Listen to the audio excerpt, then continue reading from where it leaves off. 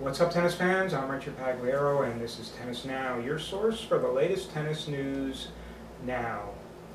Well, we had a busy weekend last weekend, and what did we learn? We learned that reigning Roland Garros champion Rafael Nadal and four-time French Open champion Justine Henin are still favorites for the French Open, which starts on May 23rd.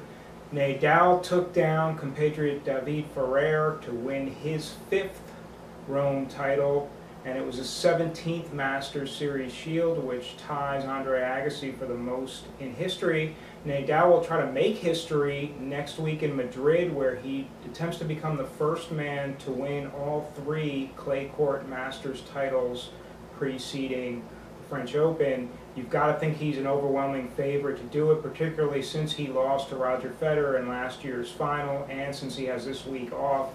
He should be well rested and primed to do that. The best match of the most closest match of the tournament was really Ernests Gulbis taking Nadal to 3 sets in the semifinals. Gulbis showed he's the real deal, and he's going to be a factor at the French Open. The question is, if he did play Nadal in Paris, would he be able to hang with him for 3 out of 5 sets? Gulbis did say after that semi in Rome that he was surprised he was able to really hang close with Nadal in the longer rallies, and in the second set he was very much dictating play. I think one of the big reasons Gulbis is a real threat, as you remember, he was a French Open quarterfinalist 2 years ago. He's so balanced off both serve and return.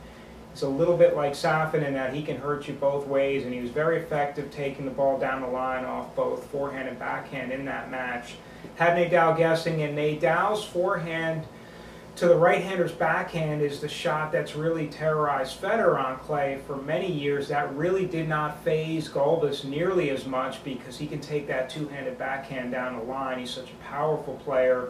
And also off the return, if you saw the Delray Beach tournament in February when Gulbis won his first career title, it's really shocking how strong he was against Ivo Karlovic's second serve. Karlovic's obviously one of the fastest servers in tennis, and he was not fazed by that at all. So you really have to keep an eye out on Gulbis, although after Nadal, it's been Ferrer and Fernando Verdasco, and also Juan Carlos Ferrero have been three of the most consistent clay court competitors this spring, but you really can't see either of those three challenging Nadal in Paris. So Gulbis is really a guy to watch. The question is, can he do it over the best of 5 sets? And also his shot selection can be a little flaky at times. He goes for the drop shot a little bit too much, sometimes hits out a little bit much. But to see him take down Roger Federer in Rome and then take Nadal to 3 sets, the first guy to take a set off Nadal on clay this year, very impressive, and he's going to be someone to watch out for. Still, Nadal, the overwhelming favorite as we head into the stretch here in Madrid and then Paris. On the women's side, Henin reasserting her status as a French Open favorite, capturing her first tournament title since Antwerp in 2008. She beat Samantha Stosur in a 3-set final in Stuttgart. Now, what can you say about the women's game right now? Really, it's been a mess with no one able to step up and sustain any kind of dominance. Serena started the year so strong, beating Justine in Australia, and then has not played since. Serena will be going this week in Rome, and it'll be interesting to see what she brings to the table. I saw her in Miami.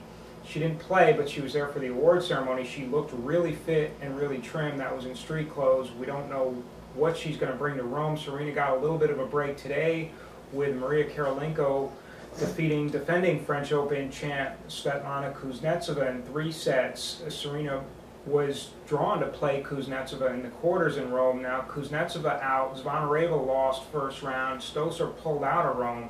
So Serena, even though she hasn't played in 3 months, looks to have a pretty clear path to the semifinals where she could face either her older sister Venus, the number 4 seed, or 7th seeded Jelena Jankovic. Now speaking of Jankovic, she did take Henin to 3 sets in Stuttgart. She's winless for her career against Henin, but she's shown she can play with just about anybody else on clay. There's a lot of question marks on the women's side as Clijsters had built a degree of momentum after winning Miami. Now with her foot injury, she's questionable for Paris. Venus had that 15-match winning streak that Clijsters snapped in the Miami final. Safina came back, won a couple matches, though she immediately said her back could be a career-threatening injury. She doesn't sound confident.